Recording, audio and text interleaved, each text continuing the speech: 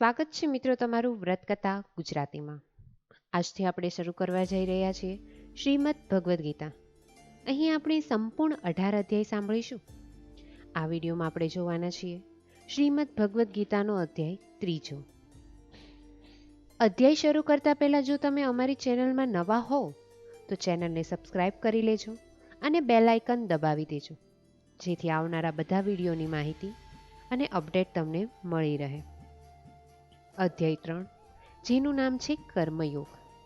અર્જુન બોલ્યા, હે જનાર્દન, જો તમે કર્મ કરતા બુદ્ધિને અધિક શ્રેષ્ઠ માનતા હો તો તમે મને હે કેશવ યુદ્ધરૂપી ઘોર કર્મમાં કેમ યોજો છો? જ્ઞાન અને કર્મના દ્વિઅર્થી વાક્યોમાંથી મારી બુદ્ધિને આપ મોહમાં નાખો છો. માટે કૃપા કરીને મને કહો, જેથી મારું શ્રેય થાય. શ્રી ભગવાન બોલ્યા, હે નિષ્પાપ, પૂર્વ બીજા અધ્યાયમાં જ્ઞાનયોગ દ્વારા સાંખ્યની અને કર્મયોગીઓની એવી આ લોકમાં 2 પ્રકારની નિષ્ઠા છે, એવું હું પહેલાં કહી ગયો છું. કર્મનો પ્રારંભ ન કરવાથી પુરુષ નિશ્ચયતાને પ્રાપ્ત થાય છે. એમ નથી એકલા કર્મના સંન્યાસથી જ મળે છે, એવું પણ નથી. કારણ કે ક્ષણ માત્ર પણ માણસ કર્મ કર્યા વિના રહેતો નથી. પ્રકૃતિના જન્મેલા સ્વગુણોને લીધે સ્વજનોને કંઈ ને કંઈ કર્મ કરે છે.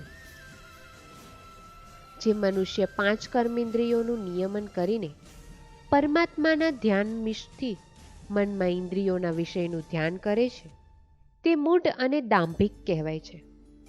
પરંતુ હે અર્જુન, જે માણસ મન વડે જ્ઞાનેન્દ્રિયોને નિયમમાં રાખી ઈશ્વરની આરાધનામાં લગાડે છે અને કર્મેન્દ્રિયો વડે કર્મયોગનો આરંભ કરે, તે શ્રેષ્ઠ ગણાય છે. તારે માટે નિર્માયેલું કર્મ તું કર, કારણ કર્મ ન કરવા કરતાં કર્મ કરવું એ અધિક સારું છે. નહીં તો કર્મ ન કરવાથી તો તારા શરીરનો નિર્વાહ શુદ્ધ ચાલશે નહીં. આપણું જીવન યજ્ઞરૂપ છે. યજ્ઞ માટે જે કર્મ થાય છે તે સિવાયના બીજા કર્મો આ લોકોના બંધનરૂપ છે. માટે હે અર્જુન, યજ્ઞ માટે કરવાના જે કર્મ છે તે ફળની આશા છોડીને કરતો જા. પૂર્વ સૃષ્ટિનો આરંભ કરતા યજ્ઞની સાથે પ્રજાઓને ઉત્પન્ન કરી પ્રજાપતિએ કહ્યું કે યજ્ઞના યોગોથી તમારી વૃદ્ધિઓ થાઓ, તે તમારી ઈચ્છિતથી કામનાઓ પરિપૂર્ણ કરશે. આ યજ્ઞથી દેવોની સંભાવના કરો અને દેવતાઓ વૃષ્ટિ આદિથી અન્ન ઉત્પન્ન કરીને તમારું પોષણ કરો. આમ અન્યોની વૃદ્ધિ કરતાં તમે પરમ શ્રેય મેળવશો.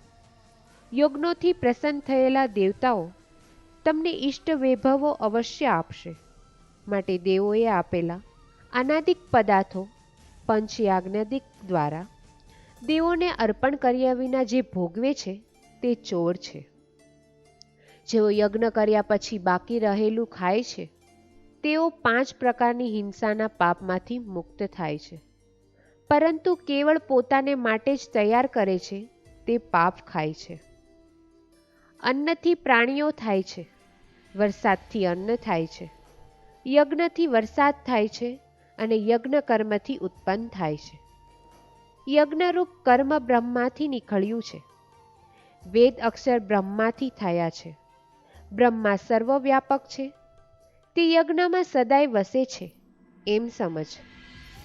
આ પ્રમાણે ચલાવેલા વ્યવહાર ચક્ર મુજબ આ જગતમાં જે આગળ ચાલતો નથી તેનું જીવન પાપરૂપ છે અને તે ઇન્દ્રિયો વડે વિષયોમાં રમણ કરનારો છે. પરંતુ ઈશ્વરના આરાધન કર્મમાં રમતો નથી, માટે તે ફોગટ જીવે છે.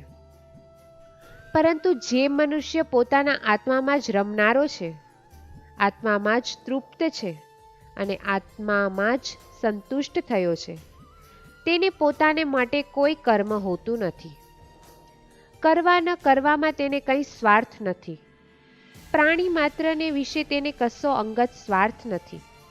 માટે તું સંગ્રહિત થઈને નૈમિતિક કર્મો કર, કારણ કે જે પુરુષ ફ્લેર ચારહિત થઈને કર્મ કરે છે તે પુરુષ ચિત્તની શુદ્ધિ દ્વારા જ્ઞાન અને જ્ઞાન દ્વારા મોક્ષ પામે છે. જનક જેવા અનેક લોકોએ કર્મથી જ સિદ્ધિ પ્રાપ્ત કરી હતી. તેવી જ રીતે લોક સંગ્રહ જોતા પણ તારે કર્મ કરવા ઘટે છે. કારણ કે જે આચરણ શ્રેષ્ઠ પુરુષો કરે છે આચરણો શ્રેષ્ઠ પુરુષો કરે છે તે જ બીજા સામાન્ય લોકો કરે છે. તેઓ જે વાતને પ્રમાણ માને છે તેને લોકો અનુસરે છે. હે પાર્થ, મારે ત્રણેય લોકમાં કાંઈ કર્તવ્ય બાકી નથી. કીવા મને અપરાય એવી કોઈ વસ્તુ નથી જે મારે પ્રાપ્ત કરવાની છે. તો પણ હું કર્મમાં જ પ્રવૃત્ત રહું છું. હું સાવધ થઈને કર્મ ન કરું તો હે અર્જુન, સર્વ મનુષ્યનો સવર્થા મારા માર્ગને જ અનુસરે છે. સર્વ મનુષ્યો સર્વથા મારા માર્ગને જ અનુસરે છે. જો હું કર્મ ન કરું તો આ લોકોનો નાશ થાય ને વર્ણશંકરનો કરતા થાઓ અને મારે હાથે જ આ પ્રજાનો નાશ થાય. હે ભારત, કર્મમાં આસક્તિવાળા અજ્ઞાનીઓ જેમ કર્મ કરે છે તેમજ વિદ્નાઓ કર્મમાં આસક્ત ન થતા લોકોને કર્મમાં પરવતાવવાની ઈચ્છાથી કર્મ કરવા. કર્મમાં આસક્તિ રાખનાર અજ્ઞાની લોકોની બુદ્ધિમાં જ્ઞાનીઓ ભેદ ઉપજાવવો નહીં. અર્થાત કર્મ ઉપરથી તેની આસ્થા કે શ્રદ્ધા ઉડાડવી નહીં, પરંતુ જ્ઞાની મનુષ્યએ પોતે સાવધ રહીને કર્મ કરવા અને અજ્ઞાની પાસે પણ કરાવવા. પ્રકૃતિના સત્વ, રજસ અને તમસ ગુણો વડે કર્મો કરાયા છે, છતાં અહંકારથી વિમૂઢ મનુષ્ય હું કરતા છું એમ માને છે. પરંતુ હે મહાબાહુ, હું ઇન્દ્રિયો નથી, તેમજ ઇન્દ્રિયોએ કરેલા કાર્ય પણ મારા નથી. આ પ્રમાણે ગુણ તથા કર્મોથી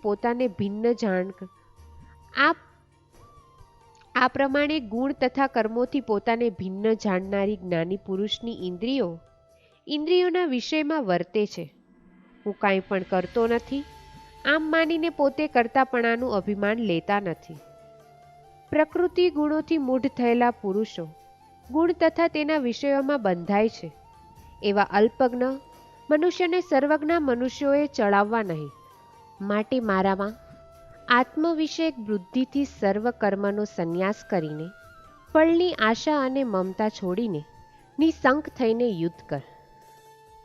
મારા વાક્યો ઉપર સંપૂર્ણ શ્રદ્ધા રાખી મારા આ મતને જે મનુષ્ય અનુસરે છે તેઓ પણ જ્ઞાનીને પેઠે કર્મો હોવા છતાં કર્મમાંથી છૂટે છે. પરંતુ જેઓ મારી આજ્ઞાઓ દ્વેષ કરીને તેનું અપમાન કરે છે તેઓને હે અર્જુન, સર્વ કર્મોના યજ્ઞમાં મૂઢ, વિવેકહીન, પુણ્યમય લોકમાંથી ભ્રષ્ટ થયેલા જાણવા. જ્ઞાની પુરુષો પણ પોતાની પ્રકૃતિને અનુરૂપ વર્તે છે.